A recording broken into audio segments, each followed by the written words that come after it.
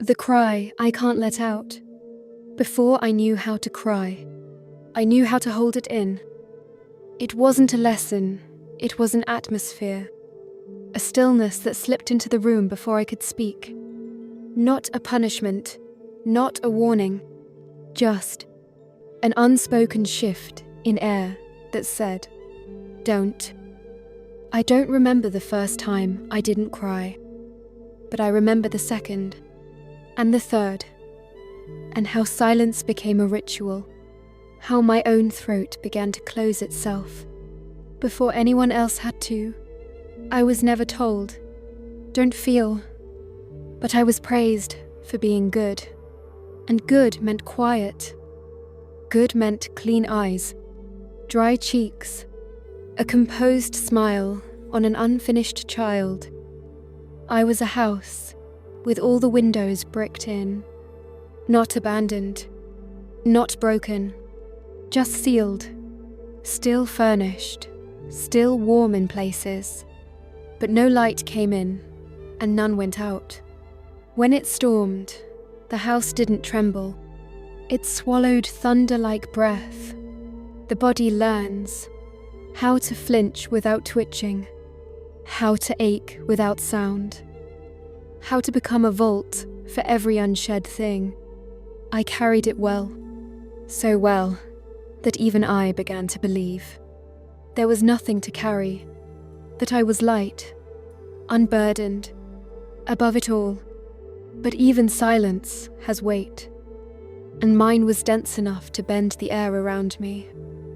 I sang too loudly in empty rooms, laughed a second too long at nothing, wrote characters who cried for me, while I kept my face blank. My body kept trying to cry, through other mouths, in other voices, but the fear was always waiting, the whisper. What if I start and never stop? What if I drown in it? What if I crumble so hard? There's no shape left to crawl back into, so I stayed sealed. And the grief inside became sediment, brittle layers of feeling that hardened over time. Not forgotten, just fossilized.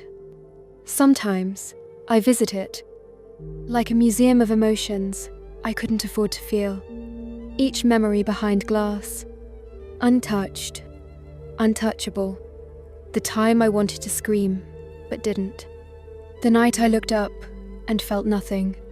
The friend I didn't call. The goodbyes I nodded through. It's all still there. Unaged. Uneased.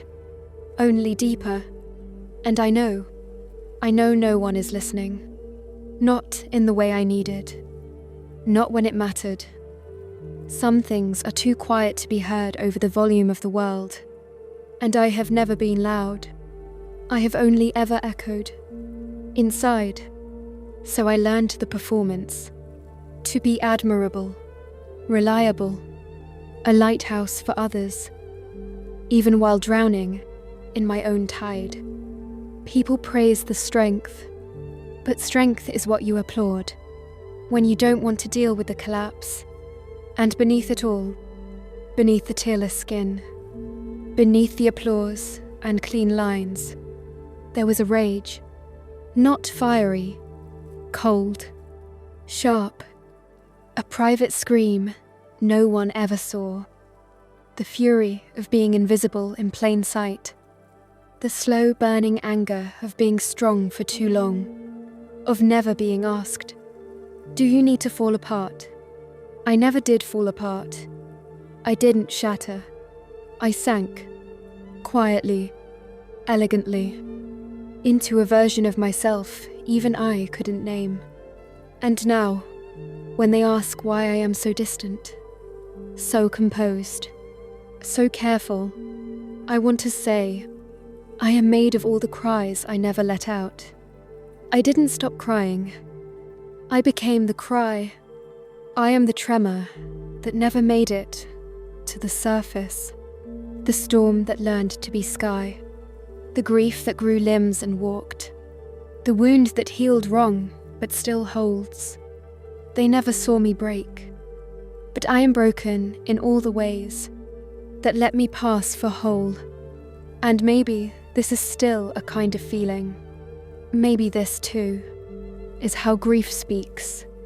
Not with a sob, but with the long echo of everything I couldn't say, pressed into the spaces between my words. So don't ask me why I didn't cry. Ask how I'm still standing. Ask what it costs to be silent for a lifetime. Ask what it's like to walk through the world as the cry no one heard, but still felt in their bones.